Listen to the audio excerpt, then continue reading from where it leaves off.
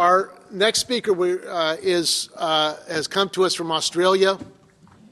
He's a leader of the Maritime Union of Australia in Victoria, and in talking with him, he also came out of a very important struggle against the Patrick's Company in Australia, which is a company that actually was engaged in a conspiracy to break the union, an international conspiracy to break the union, and they trained scabs in Dubai to be used in Australia against the Longshoremen's Union.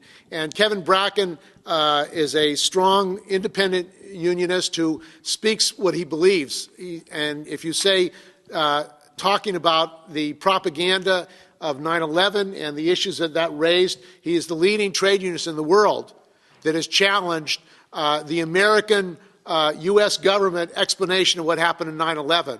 And because of that, he has not only been hounded here, but also in Australia. So despite that, Kevin is a strong trade unionist. He has a hard skin. He's not afraid to speak his piece. So welcome, Kevin Bracken.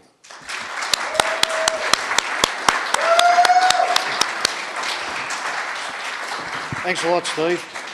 It's very interesting listening to Stephen and Jim speaking about, because they're talking about bringing nuclear power to Australia. So I will make sure that they know the disgraceful behaviour of Honeywell over there, so that they and the downfallings of the nuclear regulatory authority over here as well too, because that's a disgrace. So, but yeah, thanks very much for the introduction. And probably, yeah, I'm the Victorian Branch Secretary of the Maritime Union of Australia. I'm currently the President of the Victorian Trades Hall Council, but I'm not speaking here in either of those capacities. I've come over here on my own. I've taken a week's holiday and just speaking about events which have caused, some statements to be made the other couple of months ago, which got broadcast all around the world. So, but I've been a union member since 1973. I was working for Patrick's as a casual when the Patrick's dispute started. Is that? Yeah. That's all right, no worries. So, yeah, but that was a dispute where in 1998, the Prime Minister at the time, John Howard, who was a Conservative Prime Minister, one of the things he was going to do was bust unions, some strong unions, and our union was at the top of the list. It's very easy when you've been on the receiving end of a media campaign to see how easy the news is manipulated, and that's what they did with us. So I've always been a bit susceptible about what I read in the paper. I've always taken it with a grain of salt, but when you're on the receiving end of it, it really makes you open your eyes up. And it was made a media event by the government and big corporations over there because they thought they were on a winner. The Prime Minister at the time had sworn to smash unions, and he kicked off on a bad rap on 60 Minutes. They started newspaper headlines in and around the country, which give us bad stories. And the number one thing, when the Herald Sun, which is the main paper in Melbourne, put out a thing, the most likely event in 1998, it was war on the waterfront.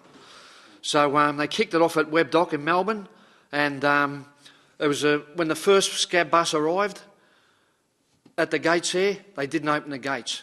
They kept it there for 40 minutes. All the cameras were rolling. They were there waiting for us to smash the bus, smash the windows, overturn the buses, give a biffo. It was going to be broadcast all over the country. But we realised we weren't going to win it in one day. And we realised too that the forces against us it was not going to be an easy victory either. So we took a long-term strategy, and the union made some good decisions, and we didn't have a picket down there. We had a community assembly. There was no drinking on the community assembly. And if you're going to win a dispute, the one thing you've got to have first is solidarity within the union, and we had 100%. So, but not only that, we had 100% support from other unions locally, and also outside too. With the organised phone trees, there was daily communications between the unions, which is also very important. There was, just friendships and social connections played a big part.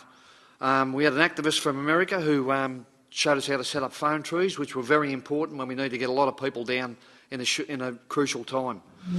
The media and the government, the media that the government had recruited to witness our demise, and actually started swinging our way, because they started interviewing, because it was such a big event, they were down on the picket line, they started interviewing dock workers, and these dock workers had wives and they had children, and we were playing games with our kids on the picket line too.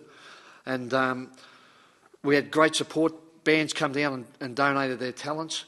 There was Food Not Bombs become Food Not Scabs down there. Community radio was fantastic. They were down there giving live coverage all the time. And it was because it was such a big news idol that the commercial stations actually set up a van there. And when politicians started arriving, you knew you were going all right then.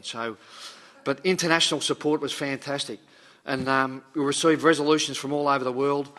And resolutions of support are fantastic, but when they turn into something tangible, that's something else again. And probably the cream on the cake was when the Columbus, Canada sailed here to Los Angeles, and the ILWU refused to cross a picket line. And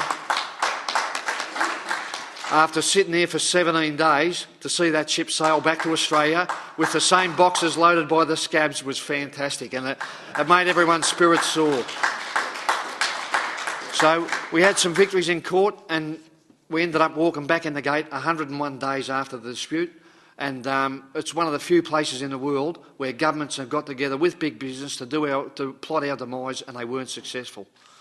So, but also what was happening at the time was that there was big links with the anti-globalisation movement. You know, unions had been opposed to the WTO, and it was great. You know, we'd seen what had happened when they met in Seattle, and the protests that had gone on here, that every time the WTO and the G20 were meeting, that there was protests going on, organised.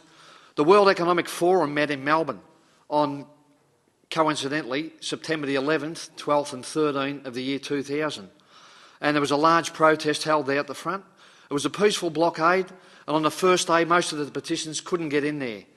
The organisers of the forum said to the state government, if we don't get in there, we're going to cancel it, and it's going to look very embarrassing on the state government. And they okayed the police that night to baton charge, and they broke through peaceful pickets. And yeah, and what happened? They portrayed the whole demonstrators as being violent. A reporter was awarded the Gold Logie Award for the most outstanding news coverage for his portrayal of the event. It made it look like World War III, when actually it was a very carnival atmosphere. We had street theatre and music, and I was down there with my wife and daughter. So yeah, they portrayed the protesters as violent and anti-democratic, and stopping the good corporate citizens from within about going about their benevolent businesses. But after following their agenda for 9 years, the consequences today in this country are all too evident. People inside are incredibly richer than what they were, and the majority of the world is enslaved in debt to these banksters. We knew these transnational corporations were turning every human activity into a financial transaction that they could profit by, and pitted worker against worker. Workers are told they must be more efficient, but it didn't matter how efficient you were, factories would migrate to the lowest labour standards. We had deregulation of the financial markets in Australia, and this resulted in the loss of government banks, which had served our country well. Free trade agreements circumvented the democratic process, and once they were signed by trade ministers, legislation which was democratically enacted had to be changed to comply with these agreements. Union and anti-union legislation not only restricted the union's ability to give solidarity and protect members, it challenged the effective unions' very right to exist. We could see what happened when the IMF was in control of developing economies. When things turned pear-shaped, structural adjustment programs were forced on them. There was fire sales to corporations of bankrupted nations' assets. Countries like the Philippines are now paying 80% of their GDP in debt repayments. It was about how corporations could make greater profits by bankrupting nations. This is now happening in developed countries, in Greece, in Portugal, in Ireland. How much of the US GDP will be paid in debt repayment? That stops countries from operating, social services, education, things of to benefit our country. Nations were no longer in their economies because floating exchange rates allowed currencies to be manipulated by large hedge funds. When workers become organised, factories would move offshore where labour was even cheaper. People were becoming aware, and the anti-globalisation movement, which was on the ascent, was set a major blow the following year on September the 11th, 2001. On that night, I just returned home from the twilight shift. When my son called me up, he said, "Quick, Dad, turn on the TV."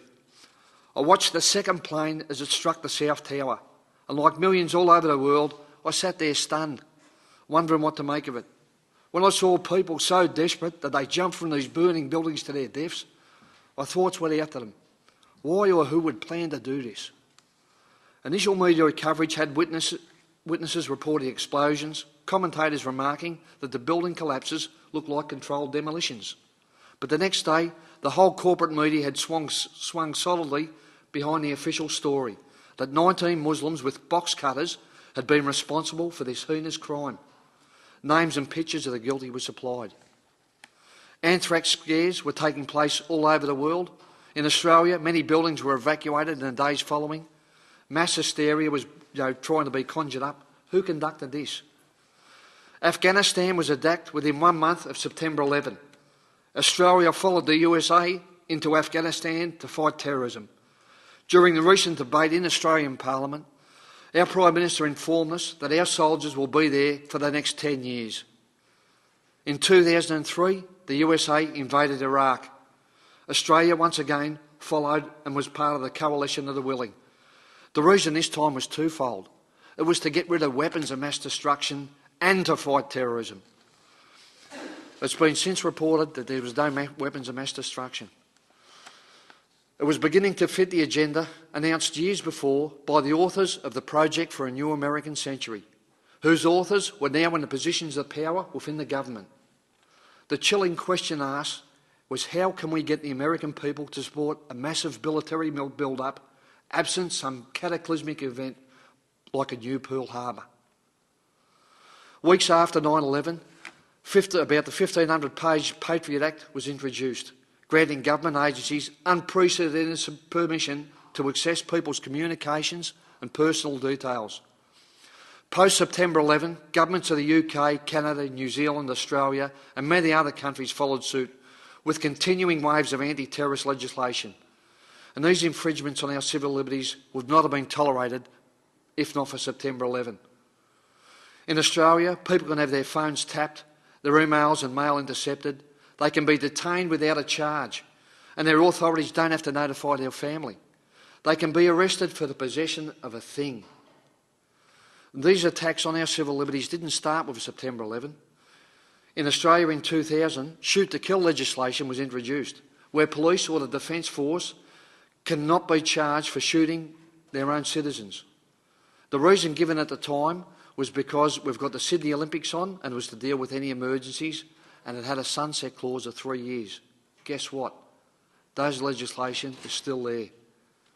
So September 11 wasn't the beginning of an attack on our civil liberties, but it was a catalyst for the proliferation of it. An aviation security identity card or a maritime security identity card is essential for workers in maritime and the aviation industries. Holders of these cards automatically have an open file with the Australian Federal Police and the Australian Security Intelligence Organisation. The security guards used to stop terrorism are now being used to fight against crime, with 190 new charges which stop people from possessing a card. But no MSIC means you have no job in the industry. Construction workers in Australia come under laws that mimic the anti-terrorism legislation laws.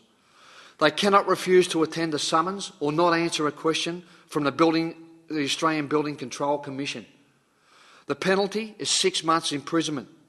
And local government employees in Victoria now face similar legislation with the local government inspectorate. Security companies have grown exponentially and their powers have increased. Surveillance cameras pervade our workplace and our public places, but heavy security is necessary in a society with great inequality. Workplaces are becoming like prisons.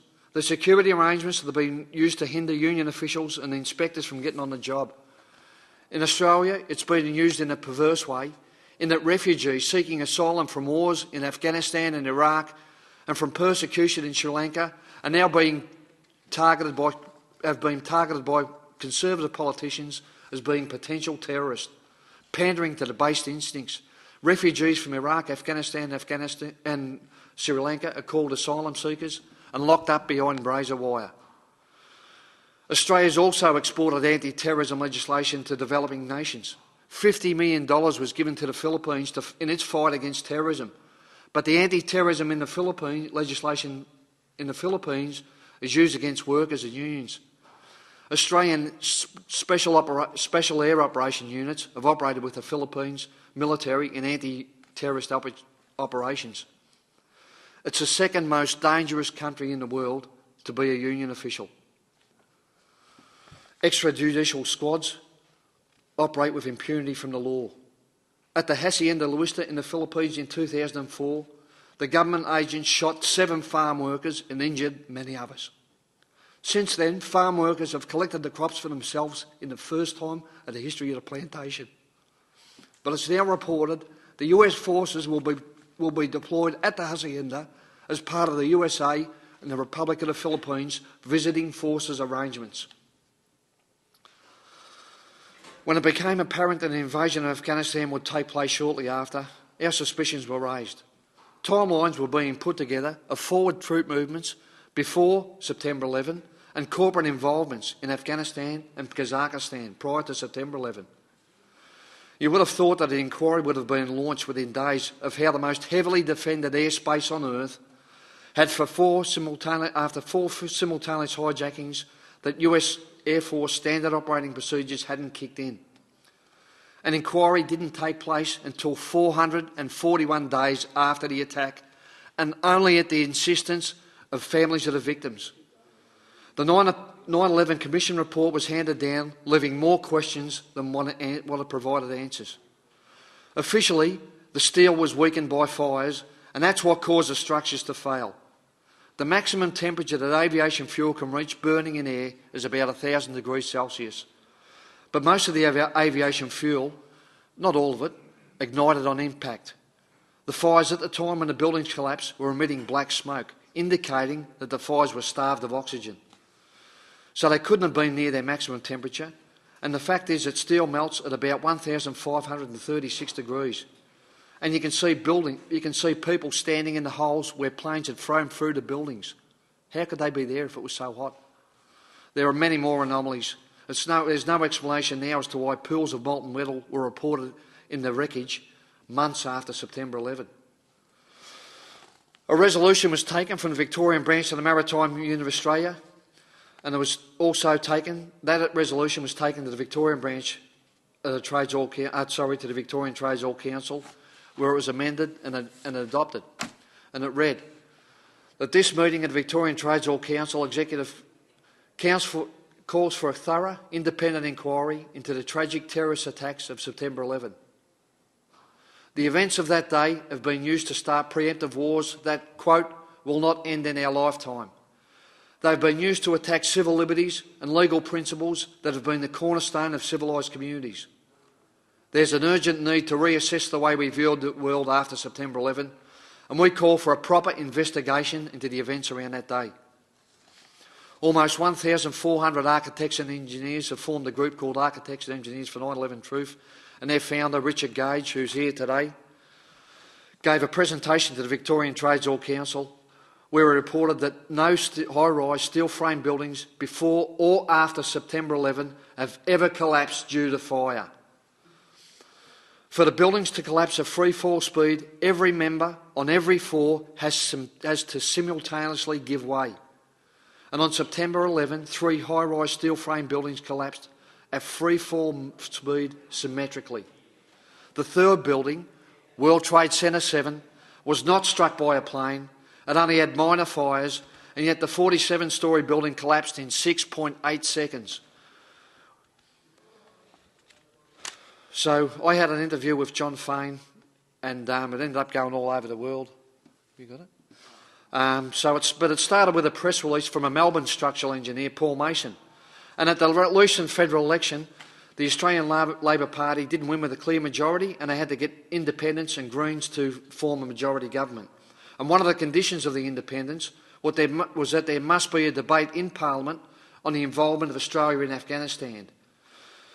John's radio program quite often sets a news agenda for the day in Melbourne.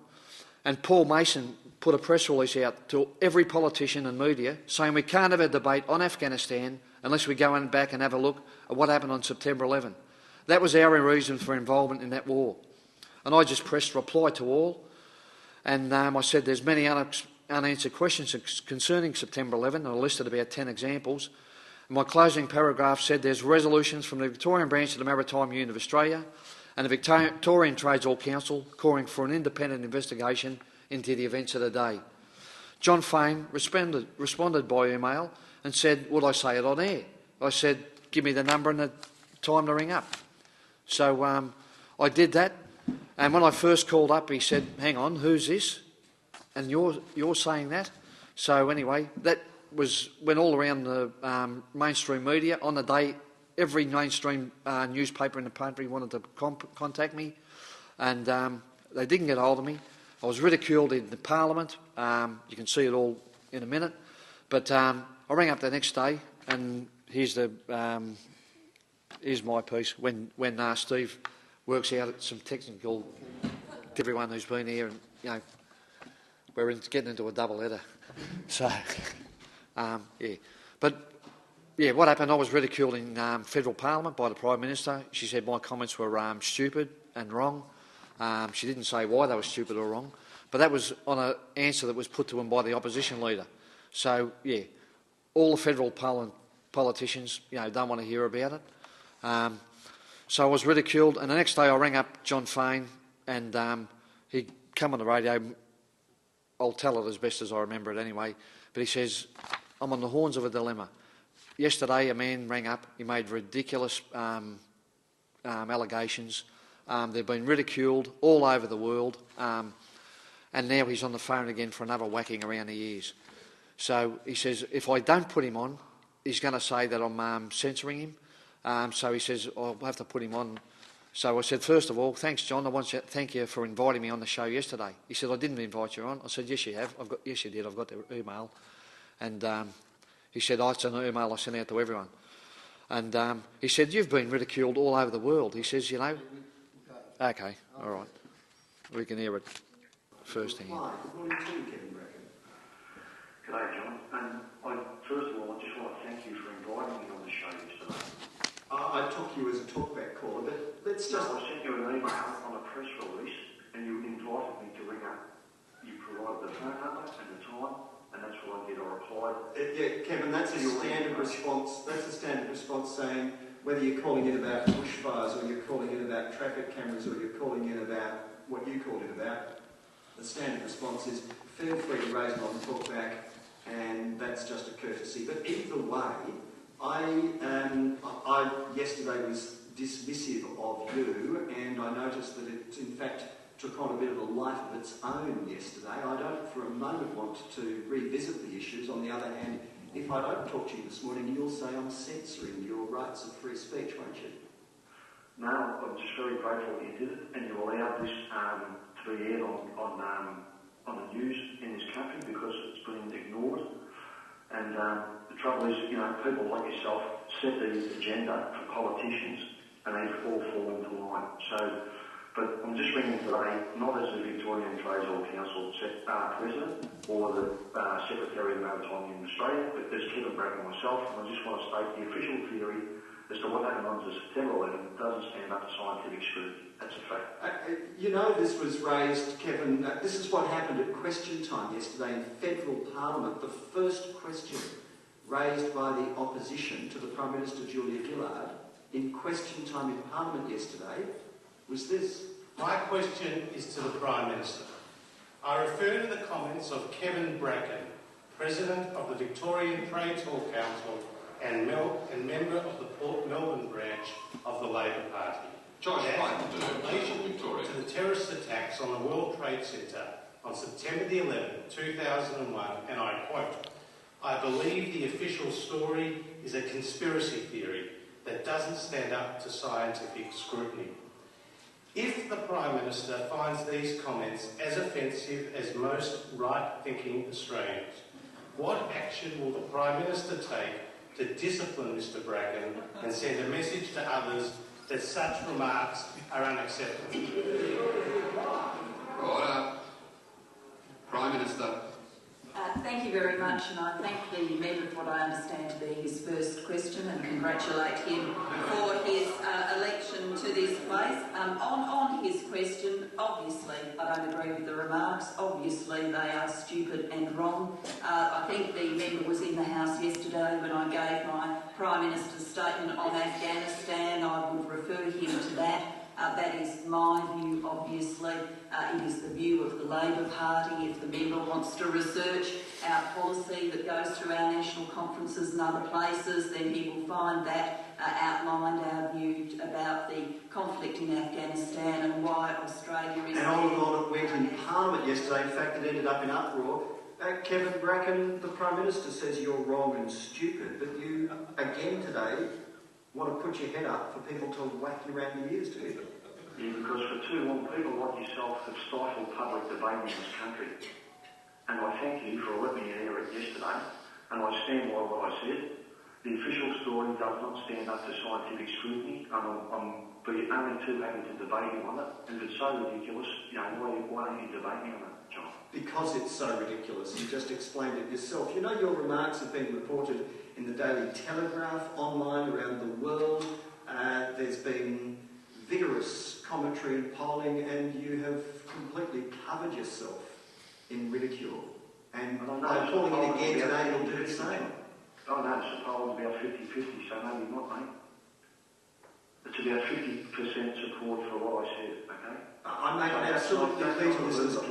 I have not sought you out today, Kevin Bracken. You have yet again popped your head up and said, I'm pleased with all of this. Let's make that absolutely clear. Yep, I am. And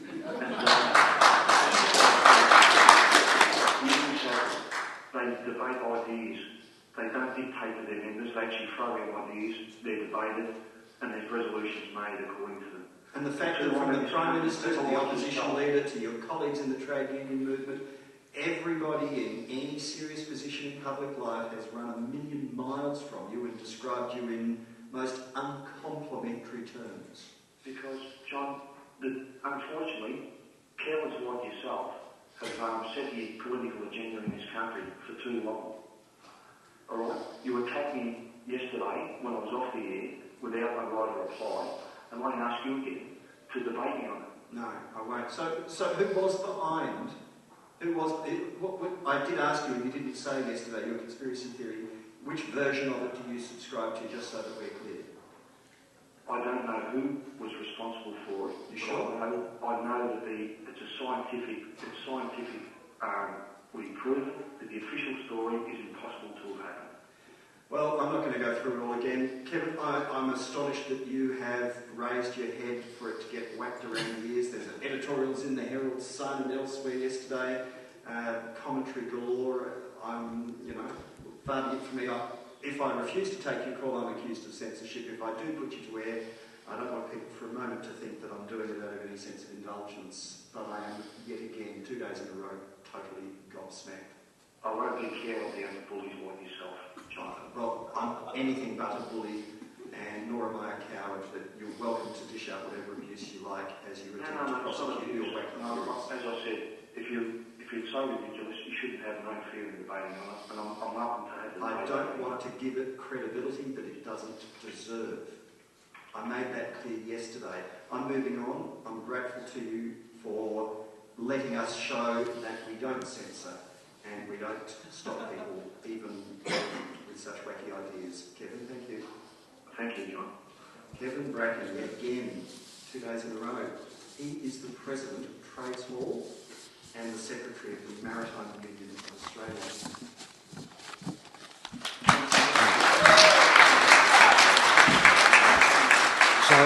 So anyway, the Herald Sun did do a poll, and the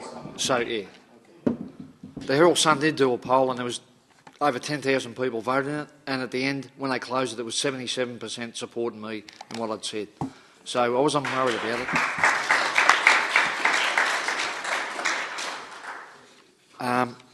It was, and the story was picked up. But on that first day, everyone wanted to speak. After that, not one person from the mainstream media has wanted to talk about it at all. And So no one would argue that people need protection from senseless violence. But unless the true perpetrators of these crimes are brought to justice, we're going to be bound up in more and more violence. The tragedies, the hurt, and the human suffering of 3,000 people when it was killed on September 11 have been magnified 1,000 times. A conservative estimate is 3 million people killed as a consequence of September 11. These include servicemen and women of our country who have been killed while serving them, the death toll from the people in Afghanistan and Iraq, the deaths from people killed of heroin overdose because the production of heroin has exploded in Afghanistan since we've been there. It extends to Sri Lanka, where peace negotiations have been taking place with the Tamil Tigers from 2002. But in 2006, they were prescribed a terrorist organisation and the government sought a military solution. Of a survey taken in Afghanistan, only 1% of the people have even heard of September 11. That's people in Afghanistan. I believe these people are as innocent of the crimes as the people who were killed on that day. Another chilling quote from the Project for a New American Century was that these wars will not end in our lifetime. There's no end in sight to what we're becoming known as the 9/11 wars. We joined the coalition of the willing in Iraq to get rid of weapons of mass destruction and fight terrorism. We've been the victims of mass deception. On September 11, there was mass murder. Where was the police investigation?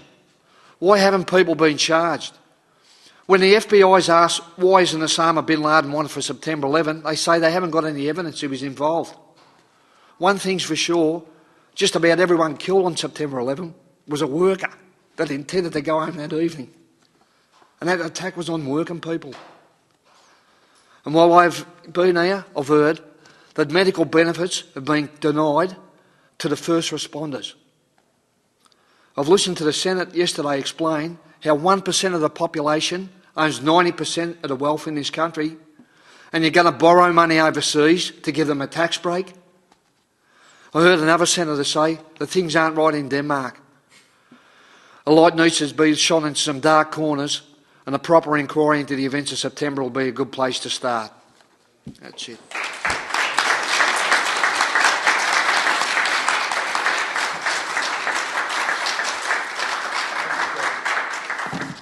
Okay, we obviously aren't afraid to have Kevin here, and we're proud that he's able to speak in the United States and that we're able to stream him. And because, unfortunately, as we all know, the effort to increase repression, attack democratic rights has escalated in this country, including the attack to murder Assange, who released these leaks and that showed criminal activity to violate laws, international laws, and cover up crime. So this issue is continuing of what is going on behind the surface. So thanks for joining us tonight. We'll have questions or comments. Could I just say something too?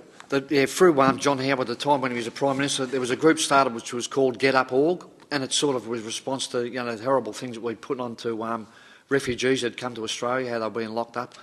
And it was like an email group that was set up. But that's been activated and it's still active now. But it was put up a few days ago, and calling on the Australian government to support him as an Australian citizen. I noticed that politicians in this country have called for his assassination. What's going on? This is a land of the free. Isn't there meant to be a trial? If people have gotten into something wrong, they're calling for the murder of one of our citizens. And so what happened with this Get Up Org is that I think they had 50,000 signatures within the first few hours. There was also $125,000 raised. Within 24 hours, I don't know how many signatures, but they'd raised $250,000 to put a full-page ad in the New York Times, saying, call on this. We've got to go have a good look at ourselves, at what we've become. We've been told a horrible lie after September 11, and if we go on forward with lies, then nothing good is going to come of it.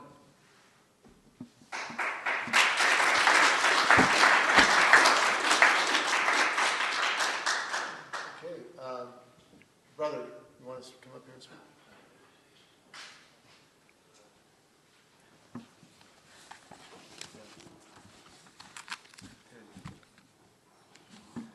Okay, so you're supposed to be a nut. You're You're supposed to be a crazy man. In fact, everyone here who believes in that the official story is false is crazy. But according to Amy Goodman in Democracy Now's research, which is freely available on the internet, the National Security Agency takes the threat of 9/11 truth so seriously, they have a special case filed for 9/11 truth. And in fact, the idea is that it is so threatening that 9/11 truth is that everyone who even speaks about certain paradigms about 9/11 truth are immediately put in the file, and anyone who talks about it is immediately put in the file too. And it's already too late for me. I already hosted Architects and Engineers on my radio show before we were officially on the FM. And it's just amazing that such a fruity and nutty concept of 9/11 truth is seen as such a great threat that the National Security Agency has to investigate every single person that organizes for it. Yeah. Well, I think the people who are speaking out the loudest against another inquiry are probably the ones who are most guilty of it. That's probably the answer to it. Another issue is that the labor movement in the United States has not spoken out against the increased repression that's going on. The Patriot Act, which was, interestingly enough, passed only days after 9/11, like it had been prepared and ready for being put into use.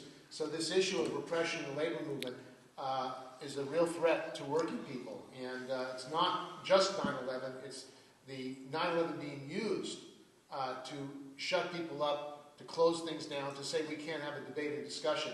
And I want to say, we talk about conspiracies. Well, the history of the United States, if you look at the Spanish-American War, to sink the Maine, that was a conspiracy. If you look at the Gulf of Tonkin, that was a conspiracy. If you look at the Iraq War, weapons of mass destruction, that was a conspiracy. If you look at why untrained scabs are being brought into a nuclear processing plant, is that a conspiracy? I would say that they're conspiring to bring in untrained people into a plant violating the laws. Now, if there's a mass explosion at that plant, killing thousands of people, who's violating security of the people of this country? That's what we ask. Who's really violating the security of the people of this country? Because that's, I think, what we're facing in this country, an attack on all our democratic rights and an attack on the unions who are standing up for health and safety and the protection of working people in this country and around the world. So, one of the things that we have to do, working people have to do, is we have to have these communication tools to let voices be heard. Now, there are a lot of people who didn't want Kevin to come to this country. There are people who said, I don't want to talk to you. I don't want you to be here, including people in the trade union movement. I was at the AFL-CIO convention, a national AFL-CIO convention in St. Louis, right after 9/11, and the unions were terrified. Not one word. Total rah-rah America. Go kill them. Go get them. And they were terrified of saying, well, what happened? What was behind this thing? Isn't it the fact that the United States helped the Mujahideen to fight the Russians, these big infidels? I mean, the difference between the American infidels and the Russian infidels, what are there? You know, I mean, they're both infidels from the point of view of the Muslims, but the point is the trade union movement in this country, and obviously in Australia in general, have gone along with this war on terrorism. They haven't challenged it politically. And the result has been there's no opposition in the trade union movement to challenge these things, to fight the Patriot Act, to fight repression. Well, who is that? What is that about? Is that good for labor? That we're not fighting for our democratic rights? Is this a good thing? Because the repression that's being organized on a global level, the threats to kill Assange, the action to take down websites that have this information. Everybody's a terrorist, you know. I mean, even, I guess, if they follow the logic, which they won't, even the New York Times could be accused of being a terrorist organization because they printed the cables and publicized them. They're trying to shut down any democratic discourse, any democratic communication. Labor, I think, has to break the information blockade.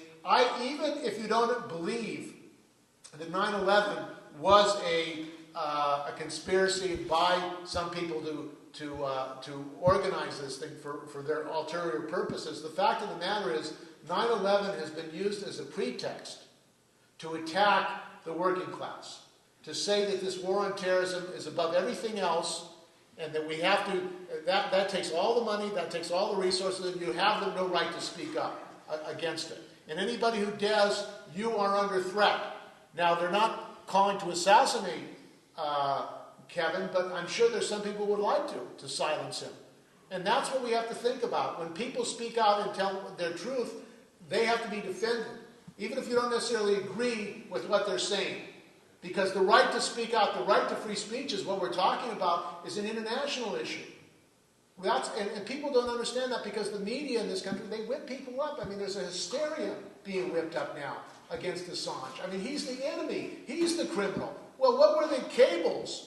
What were these cables? What did they expose? They exposed the fact that Clinton and the U.S. government was engaged in bombing people all over the world and bribing governments and protecting Pfizer and big multinational companies when they committed crimes around the world. That's what these cables are all about. They expose crimes.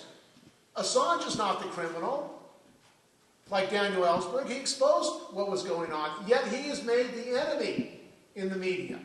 There's a major propaganda blitz. At the same time, the working people in this country who face devastation, millions are going to be losing their homes. Millions have lost their homes already. Millions are going to lose their unemployment. Are they talking about those workers who are being destroyed? Who are losing their families? Who are losing everything they have? That's really off the table because we have to have more tax cuts for the billionaires. That's what they're saying.